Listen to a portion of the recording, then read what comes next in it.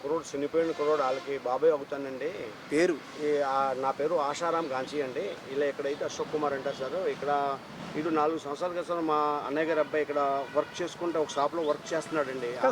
నా పేరు ఆశారాం గాంచి అండి. రాయమండ్రిలో నాకు వ్యాపారం గాజుల వ్యాపారం సార్. అక్కడ ఒక నారాయణలాల్ అనే కుర్రోడండి, మన సావరియా మొబైల్లో పనిచేసేవాడండి. ఆ కుర్రోడికి నేను బాబాయ్ అవుతాను. ఇంచుమించుగా 3-4 సంవత్సరాల నుంచి ఆ షాప్లో పని చేసుకుంటే ఈ మధ్యన వాంటర్ కింద వాడికి కొంచెం గొడవ వచ్చి బయటకు వచ్చేసాడండి. బయటకు వచ్చేసి ఏదో వ్యాపారం పెట్టని చెప్పి వ్యాపారం పెట్టుకున్నాడు. వ్యాపారం పెట్టుకుంటే ఈ పాత వాంటర్కి కసి వీడు ఇక్కడ వ్యాపారం సక్సెస్ అవ్వకూడదు, ఎలాగైనా సరే వీడిని ఇక్కడ పంపించని చెప్పి చాలా డిస్పోన్ చేశాడు ఆ కుర్రోడిని. పాపం వాడు కంగారు పడిపోయి చాలా ఇబ్బందులు పడ్డారు. చాలా వరకు అందరికీ చెప్పుకుంటూ వచ్చారు, కానీ ఎవరు అని మాట ఏం లేదు. తర్వాత మన హోల్సేల్ యూనియన్ వాళ్ళు ఏమో తీసుకున్నారు, వాళ్ళ బాధ వినిపి. కానీ టెక్నీషియన్ యూనియన్ వాళ్ళు అని తీసుకోలేదు. ఆడు కొట్లో ఎవరైనా వెళ్తే 5,000 రూపాయలు 10,000 రూపాయలు పెనాల్టీ అండి. ఒక మంచి నిలబెట్టేశారు షాప్ బయట అండి. ఎవరినే వెళ్తే చూస్తే 5,000 10,000 వ్యాపారం. సరే నా షాప్లో వర్క్ అవ్వట్లేదని చెప్పి ఇటు పాపం ఆన్లైన్ బిజినెస్ మొదలెట్టాడు. అయితే ఆన్లైన్లో కొరియర్లో పంపిస్తే కొరియర్ వాళ్ళని ఆపేస్తే కొరియర్ వాళ్ళ దగ్గర అడ్రస్ తీసుకొని ఎక్కడికి వెళ్తుంది వాళ్ళ దగ్గర వెళ్ళి డబ్బులు వసూలు చేయడం మొదలెట్టారు. ఈ కుర్రోడిని చాలా టెన్షన్లో పెట్టినాయి. ఈ కుర్రోడు ఆ బాధ భరించుకోలేక మమ్మల్ని అందరినీ చెప్పాడు. ఆ కొట్లో వానర్లకు చెప్పాడు, వానర్ గారిని చెప్పాడు, అందరినీ చెప్పుకుంటే కూడా ఏం లేదు. వీడు ఆ రోజు చాలా గొడవ అయిపోయింది అని భయపడిపోయి వాళ్ళ నాన్నకి కూడా ఏ విషయం చెప్పకుండా వాడు 6వ తారీఖు అంటే మార్చి నెల 6వ తారీఖు వాడు పైనుంచి ముందు ఒక మెసేజ్ పెట్టాడు. నేను సావటానికి కారణాలు ఈ ముగ్గురు పేర్లు రాశారు. తర్వాత వాడు పైనుంచి దూకేశాడు ఒక 5 సెకండ్ల తర్వాత అండి. తర్వాత మేము ఆ దూగిని ఏమంటే హాస్పిటల్లో గవర్నమెంట్ హాస్పిటల్లో తీసుకెళ్తే వాళ్ళు ఏమన్నారంటే ఎలా కాదు, ఇక్కడి నుంచి మీరు బయట తీసుకెళ్ళిపోయండి. తర్వాత ఎమ్మటే పోలీస్ స్టేషన్ 1 టౌన్లో కంప్లైంట్ పెట్టాం. అయితే పోలీసు వాళ్ళు ఏమన్నారంటే అలా కాదు, మీరు హాస్పిటల్లో జాయిన్ చేశారు కదా, కుర్రోడు చెప్పిన మాట అయిన తర్వాత మేము ఎఫ్ఐఆర్ పైన రాసుకుంటే ముందు నార్మల్ ఎఫ్ఐఆర్ రాశారండి. తర్వాత అక్కడ చనిపోయిన తర్వాత మేము వెళ్ళి అక్కడ చెప్పాము కూడా, సార్ కుర్రోడు చనిపోయారండి, మీరు ఎఫ్ఐఆర్ మేము ఆ ముగ్గురు పేరు కూడా రాయండి అంటే వాళ్ళు చాలా రాసుకుంటారు. మమ్మల్ని కంగారు పెట్టేసారు. మాకేమో తెలుగు చదువు రాదండి. ఆ కుర్రోళ్ళు కంగారు పడిపోయి మీరు వెళ్ళిపోండి, PM టైం అయిపోతుంది, పోస్ట్ మార్టం అవుతుందని చెప్పి పంపించేశారు బయటకు. కుర్రోళ్ళని వాళ్ళు ఏం రాసుకున్నారో తెలుగు మామూలు పేపర్ మీద సంతకాలు చేయించుకున్నారండి. కానీ వాళ్ళు చనిపోయటానికి కారణాలు వాడు చెప్పిన తర్వాత కూడా వాళ్ళ పేర్లు రాయకుండా పోలీసు వాళ్ళు చేశారు ఆ పని సార్. 1 టౌన్లో ఉంటాయి సరే. అందుకని మేము ఇవాళ SP ఆఫీస్కి కూడా కంప్లైంట్ SP మేడం గారితో మాట్లాడాము. ఓకే అన్ని నేను చూస్తున్నా వివరాలు అని చెప్పారు మేడం గారు మాకు ఒక ఆశ్వాసన ఇచ్చారు. మేము అన్ని పూర్తిగా చేసి పెడతామని చెప్పారు సార్. Thank you. నా పేరు విక్రమ్ అండి. నేను నారాయణ అనే కుర్రోడి దగ్గర సరుకు తీసుకున్నామండి. అయితే ఒకరోజు మీటింగ్లో చాలామంది మా ప్రెసిడెంట్ రాక చాలా ఎమోషనల్ అయిపోయాడు కుర్రోడు. అయితే ఆ రోజు గ్రూప్లో మెసేజ్ పెట్టడం జరిగింది, ఎవరు నాకు సాయం చేయరేంటి, నన్ను అన్బ్లాక్ చేయించండి, నాకు మన యూనియన్ వాళ్ళందరూ సాయం చేయండి అని చెప్పేసి చాలాసారి మెసేజ్ పెట్టాడు. అయితే దాంట్లో కొంతమంది దానికి సమాధానం చెప్పారు, కొంతమంది ఎవరో సరిగ్గా పట్టించుకోలేదు. అయితే ఆ రోజు నేను వాయిస్ మెసేజ్ పెట్టడం జరిగింది. అంటే ఏం చెప్పానంటే, ఏమంటే ఇలాగా అందరూ ఈ అబ్బాయి మెసేజ్ పెడతాడు కదా, దానికి ఎవరైనా సాయం చేయండి, పైకి రండి, పాపం కొంచెం అన్బ్లాక్ చేయించండి అని చెప్పేసి మెసేజ్ పెట్టాను.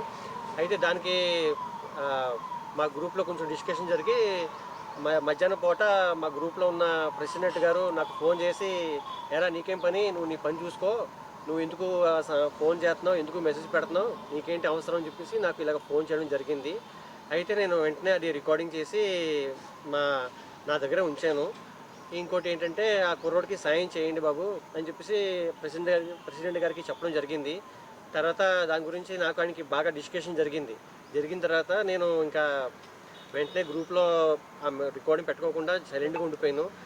నెక్స్ట్ ఏం చేద్దాం, ఏం చేయకూడదు. కుర్రోడు అయితే చాలా మంచోడండి, ఆ స్టెప్ తీసుకోవడం చాలా తప్పు జరిగింది. కానీ ఎవరి జోడికి వెళ్ళి గొడవ చేసే టైప్ కాదు, ఎవరైనా ఇబ్బంది పెట్టే టైప్ కాదు ఆ కుర్రోడు. ప్లస్ వ్యాపారం చేయడానికి వచ్చాడు. ఎవరైనా ఇక్కడ రాజస్థాన్ నుంచి వచ్చింది ఇక్కడ అందరూ వ్యాపారం చేయడానికే, సంపాదించడానికే సార్. అయితే ఏంటంటే సపోర్ట్ చేయండి. మనం కూడా ఒక్కొక్కరు సపోర్ట్ చేయకుండా ఒక్కొక్కరి గురించి ఇలా మాట్లాడేసి వెనకాల పడి ఆడ వ్యాపారం చేయకూడదు, నాశనం అయిపోవాలంటే అది చాలా తప్పండి. ఎందుకంటే వాళ్ళు కూడా ఫ్యామిలీ ఉన్నారు, 6 సిస్టర్స్ ఉన్నారండి మొత్తం ఆ అబ్బాయికి. పాపం ఇప్పుడు జీవితంలో లేకుండా అయిపోయింది. అయితే ఒకే కొడుకు, వాళ్ళ నాన్న ఇక్కడే ఉన్నారు. అయితే ఇలా చేయడం చాలా తప్పండి అని చెప్పేసి అంటున్నానండి. థ్యాంక్స్ అండి. నా పేరు రాజు మాలి అండి. మాది ఇక్కడ మొబైల్ షాప్ అండి. ఇక్కడ చనిపోయిన కుర్రోడు మాకు బాగా ఫ్రెండ్ అని, బాగా మా షాప్ ఇప్పుడు చెప్పేవాడు నాకు మాట. యాక్చువల్లీ ఏంటంటే అతను అప్పుడు మే నెలలో అతను షాప్ పెట్టేటప్పుడు జూలై నెలలో ఈ RMT అసోసియేషన్ వాళ్ళు అతను బ్యాన్ చేశారు అతన్ని. దీని తర్వాత అతనికి లెటర్ కూడా ఇచ్చాం, మా అసోసియేషన్ తరఫున ఆయనకి లెటర్ కూడా ఇచ్చాం, ఆయన జాయిన్ చెప్పి బ్యాన్ తీయమని చెప్పి. వాళ్ళేమో ఏం రాస్తే రిప్లై అంటే మాకు ఇప్పుడు ఉన్న షాపులు చాలు, ఇంక కొత్త షాపులు ఎవరు రాకర్లేదు, మేము ఎవరికి సపోర్ట్ చేయమని చెప్పి వాళ్ళు చెప్పారండి.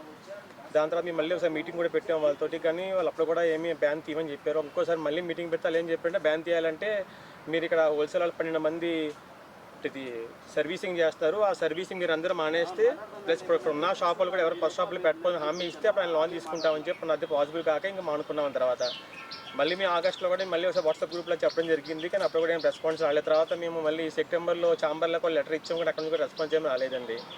తర్వాత జూలై మళ్ళీ తర్వాత నవంబర్లో ఇదే అమౌంట్ ఇస్తున్నారని చెప్పి నాకు ఇప్పుడే చెప్పి నాకు ఆ విషయం అయితే తెలియదు. అమౌంట్ విషయం అయితే నాకు ఆయన చాలాసార్లు హెరాస్మెంట్ చేశారు. ఆయన షాప్ బయట కుర్రోళ్ళు ఉంచోబెట్టడం, ఎవరన్నా టెక్నీషియన్ గ్రూప్లో ఎవరన్నా హోల్సేలర్స్ ఎవరన్నా అది టెక్నీషియన్ వాళ్ళు వచ్చి అమౌంట్ సరుకు తీసుకుంటే అమౌంట్ ఫైన్ వేయడం గట్టా చాలా చేశారని వాళ్ళు.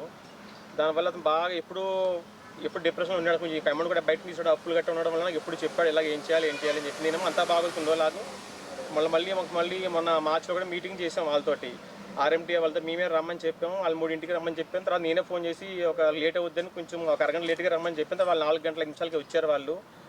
కాబట్టి అప్పుడు ఆ టైంలో మాకు మా ప్రెసిడెంట్ గారు రాకపోవడం వల్ల ఆయనేమో ఆ ప్రెసిడెంట్ గారు మీటింగ్ ఏంటప్పుడు ప్రెసిడెంట్ రాకపోతే సార్ వైస్ ప్రెసిడెంట్ ఉన్నారు, సెక్రటరీ ఉన్నారు, మెంబర్స్ ట్రెజరీ అందరూ ఉన్నారు కదా సార్ అంటే లేదు ప్రెసిడెంట్ లేకపోతే మీటింగ్ చేయమని చెప్పి అసలు వెళ్ళిపోయారు. ఇందుకు ముందు కూడా చాలాసార్లు మీటింగ్ ప్రెసిడెంట్ లేకుండా కూడా చేసాము.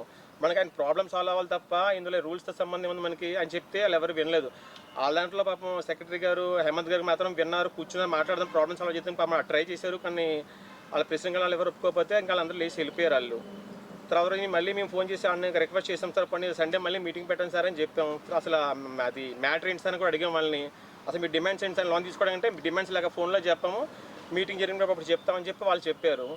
సరే అని చెప్పేసి మేము అసలు ఆదివారం మీటింగ్ పెట్టుకుని మళ్ళీ కుర్రోడు కూడా చెప్పాము. సాయంత్రం దాన్ని నా కుర్రోడు కూడా 10 నేను రాత్రి ఆయన కూడా తిరిగాను కుర్రోడు కూడా నేను. మీకు సండే మీటింగ్ అయిపోతే ప్రాబ్లమ్ సాల్వ్ అయిపోతే అవ్వకపోతే నెక్స్ట్ స్టెప్ ఏదో చేద్దాం మనం, లేదా మళ్ళీ పోలీసులు ఎఫ్ఐఆర్ రాయించి చేద్దామని చెప్పి మొత్తం ధైర్యం చెప్పాను. కానీ ఇంతలోనే 2 గంటల ఈ విషయం తెలిసిపోయి రాత్రి మేము మళ్ళీ పోలీస్ మేడకి వెళ్ళాం, హాస్పిటల్కి వెళ్ళాం అందరం కలిసి. రాత్రి అంతా అక్కడే ఉన్నామని మేము చాలా ట్రై చేసాం, కానీ ఏం లేదు. రాత్రి రోజు ఎఫ్ఐఆర్ రాసి ఇవన్నీ జరిగింది కూడా. ఇదే సార్ నాకు తెలిసింది సార్. Thanks sir.